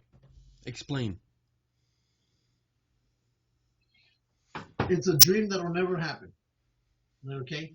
As much as I understand, I know where they're coming from, right? And I've heard all the goodwill and everything and blah, blah, blah. And I've heard this shit since, 2007, 2008 when I started. And every time they start it, it always goes to shit, right? Yeah, you meet, we hang out, we buy coffee and donuts, and everything's hunky-dory for a couple weeks or a few months. And then it goes to shit again. Because even though this group over here is now Paranormal Unity, you have this group over here that's pissed off. And then somehow along the way, this is the bowling ball, and it wrecks this shit. And it does. Nice. Either he's attacking one or they're attacking him, and it just goes to shit.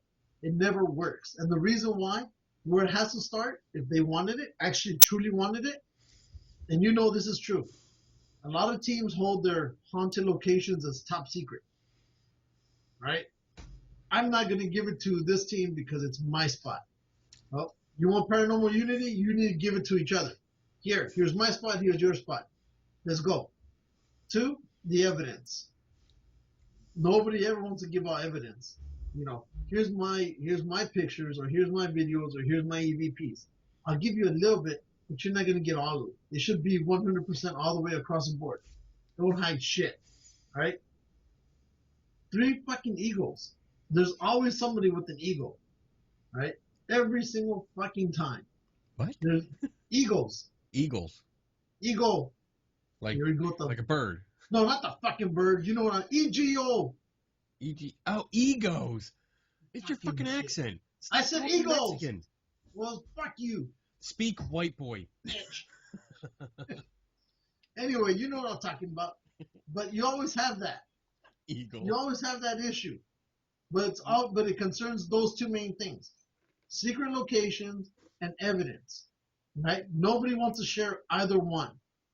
Teams can work with each other. Hey, let's go do fucking this hospital that everybody else has done. Let's go do it together. You do that side, I do this side. Or let's mix the teams up to see how we work. Mm-hmm. That's it. But outside of that, even when it comes to this one team is creating a super duper secret orb detector machine. And then this one's creating a new, rave light machine. And we don't want to let the other one know about it because it's our secret shit. That's where it comes down to. Locations and evidence. If you guys can share all that, then everything else is fucking great. But until then, that's never gonna happen. That fucking ever at all. Because those are the two things that they never want to share. Not fucking once. You know, Wow. we could talk about, oh, you know, maybe we should do this. Okay, that's fine and dandy, but you're never going to give everything over. And the reason being, because they're all looking for that holy grail.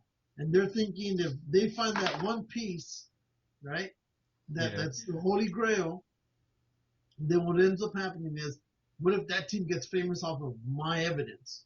And then they take credit for it. There's no way for me to prove that it was my evidence. So screw you. And I think that's exactly what happens. So it'll never work. It's a piece of shit. You can talk about it all you want. I understand the goodwill behind it, but I've already been involved in too many fucking, you know, para-unity drama fucking fights that I don't believe in that shit at all. Nice. Not one fight. I know Melanie's gonna do it, and I wish her the best, but it ain't gonna work either. You know what? I don't think she's doing it as the way it's been promoted. I think she's, I don't know how to put it. I think she's doing her own version where she's just trying to get people to come together to talk. Everybody talks. Every team talks. Everybody talks, but not in a I guess environment like that. I think what she's gonna want to do is, and I know she's listening to it. She goes, "You fuckers, I hate you all." Yeah, so, she's a double. But she's trying to set up, I think, standards where maybe this and maybe that. That's nice, but the same thing. Everybody has standards. We should only show Class A pictures, or Class A EVPs. Yeah, everybody should. Maybe we shouldn't be taking blurry pictures anymore. Maybe let's not do EVPs next to the fucking freeway. You know. You know. Take a breath. It's not gonna. In my personal view, it's not gonna work. Okay. It works for a while, and then it goes to shit.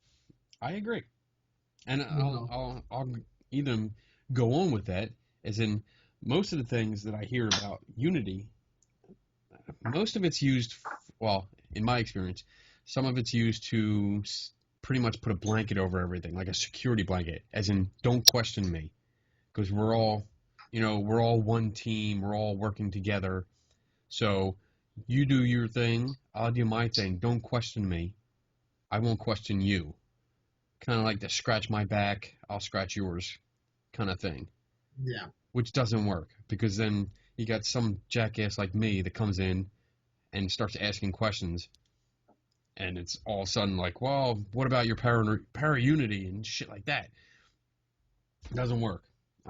Something else that I saw that Anna brought up in her article was that there's always this claim like we're all working towards the same goal, which I think is complete bullshit. Well, no. I think it's true. They're all working to get to the same, to the end of that tunnel, but they're all taking all these fucking different roads that goes every which way, and even when they get to that one spot, it still looks like a mess. I'm going to disagree on the basis that when you put out a goal, when you say what your mission is, what your goal is, some people are out to prove ghosts exist. And other people are out to prove ghosts don't exist. And then there's people like me that just want to find the truth of what's going on. I'm not there to prove ghosts exist or not exist. I'm there to find out what's really happening. So right there's 3 different goals. So we're not all working towards the same thing. I am part of the paranormal community, even though I'm sure some people don't want me there. We're all in this, but we're all doing different things. We all have different goals, different agendas. So there is no unity in that. You know what I'm saying? Yeah. So that's where I'm coming from. I don't get that. I don't mind working with people, and I've said this before. I will work with anybody. Even if I absolutely hate the person, I'll sit down and talk with them. I have no problem sitting down and talking to them, explaining why I feel the way I do, and pointing out my issues with what they do or listening to what they have to say about me. I'll do that with anybody. And I'll use my experience and my knowledge in photography and critical thinking, all this to help a team or help an investigator. I'm open to that. Yeah. That's working together. That's not this para-unity blanket bullshit. Because if I still don't agree with you, I'm not gonna promote you. I'm not gonna, recommend you. I'm not gonna say, hey, that was a great conversation. I'm not gonna do that agree to disagree bullshit. Hey, when were you born? When? Yeah. I can't tell you. Well, text it to me. Okay. Why do you want to know? Just do it. Why do you want to know? I was in the middle of a rant, and now I told you. I know. Are you doing some stupid survey? No, it's not a survey. I will kick you in the nuts if you're doing a stupid survey and putting my name in. No, I'm not. I hate you. All right, I texted it. There. Well, I need the month. You didn't say that. Well, give me the month.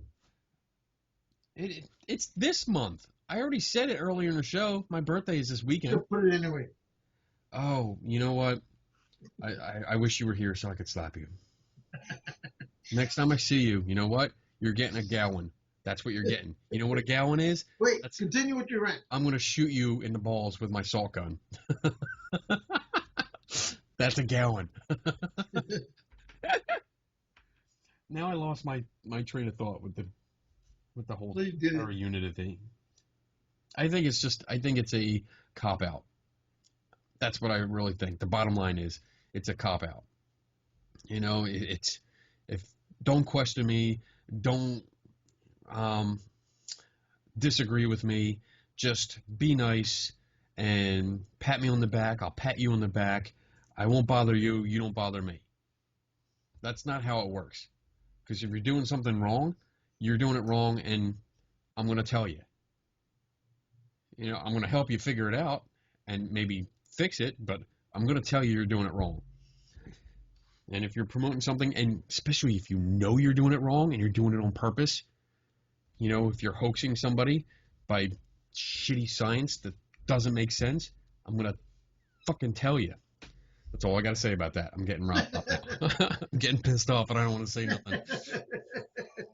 I don't want to go overboard here. Yeah, you don't want to do that.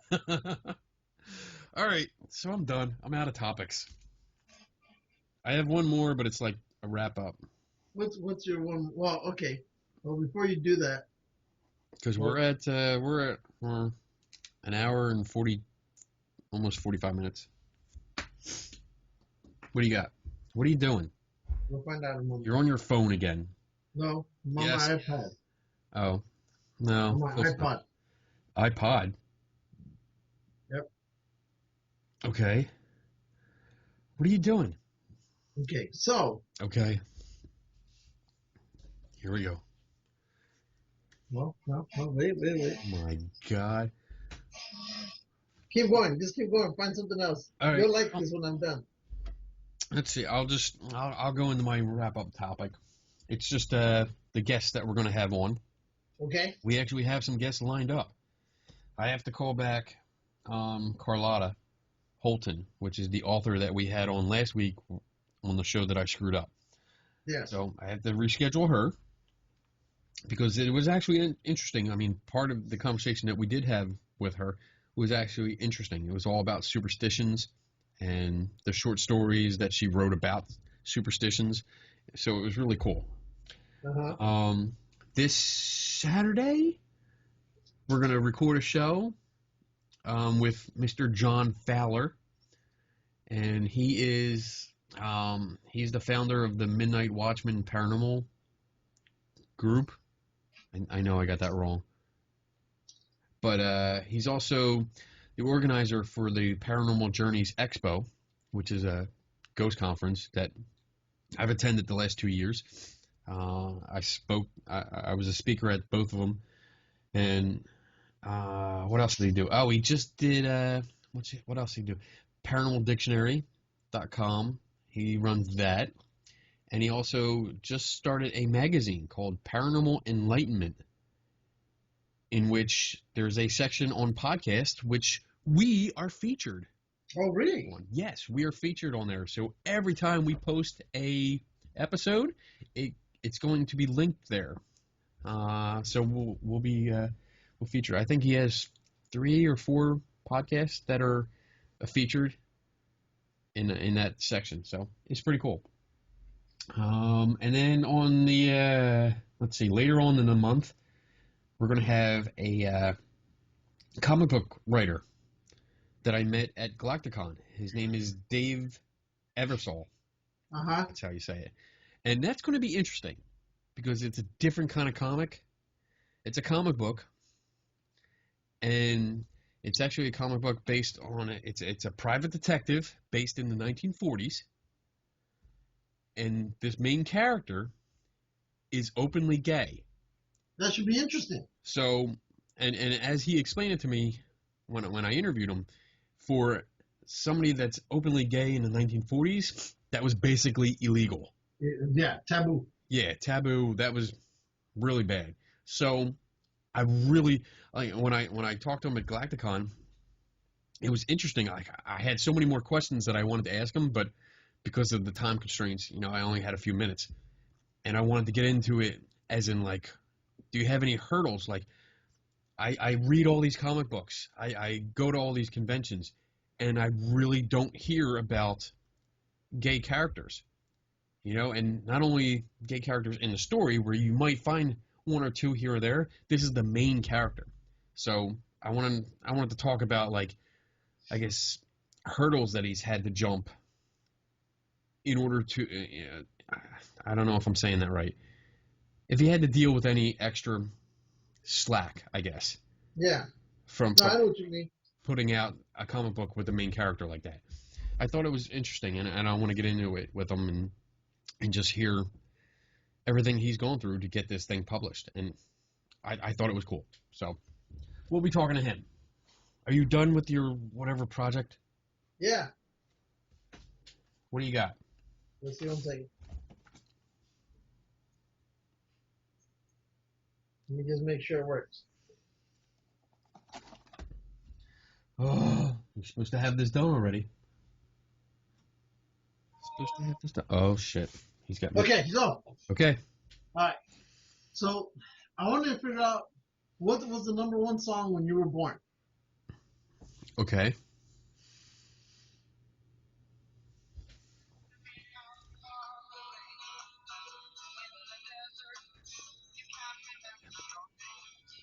Ain't no one Okay. but you.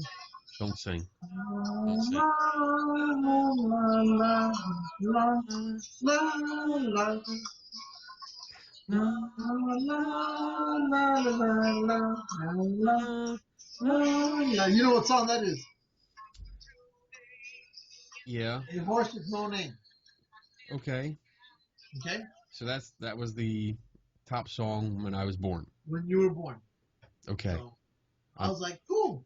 That's a cool song. So happy to know that now.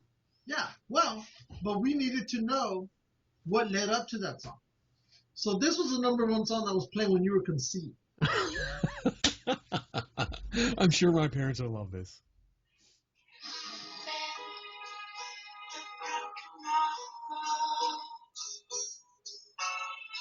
How can you stop the rain from falling down? How can you stop the sun from shining? What makes the world go round? Now we know. Hey. How can you mend a broken heart? So we can already tell what was the song that you came about on.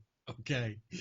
So what you're saying on our show for everyone to hear is Your dad tricked your mom oh my God. with this song. Oh, I'm not gonna There let my must have parents been hear an this. emotional moment going on, some sad moment. This song comes on. Next thing you know, 9 months later, I pop out. Boom. with a horse with no name. You are fucked in the head. So now everybody knows when you're conceived, it was with the Bee Gees, Okay. and then America brought you in 9 months later. Oh boy. All right, bitch. I'm gonna close out the show. You know what? You should even ask your dad. Dad, we never talk. No. What was playing the night that you made me?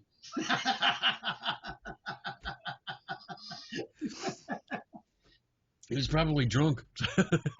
Well, you should find out. Okay. How I'll much, ask him. or you could, Dad, do you remember this song? Or and ask him, what'd you think about this? I was, oh, I love that song. That got me in the mood. and then the rest is history. Oh my god. And you can go throw up in the back. Thank you. I appreciate Because that. because you know your dad will probably even put out, look, son, I even got the LP. As you can tell, we played this song a lot. Oh. That's why thoroughly- this part of the record looks a lot more worn. Thoroughly This part of the disgusted right record. now. Thank you. What? I'm Huh? nauseous now. Thank you. Yeah, wow. I hate you. I hate you. There you go. I hope you choke on a taco. All right. Okay. Well, you have fun this weekend. You too? Yes, and I'm gonna do videos, so I'll have a video up next week sometime. This one? I'm gonna do interviews Friday night. Oh, okay, but this one will be up on Friday. This one will be up on Friday. Or when everybody sees it today. Yes, today. You're seeing it right now. Yeah. But yeah, I'll have another video later, and then that's it. All right. All right, so never stop learning. Never take anybody's word for it. That's right, and we are out in 3, 3, 2, 2, 1. 1.